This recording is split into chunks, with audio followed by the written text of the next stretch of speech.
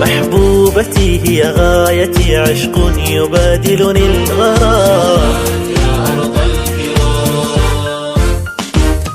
كل المشاعر نحوها حب وشوق واحترام. كل المشاعر نحوها حب وشوق واحترام. صومال يا أرض الكرام،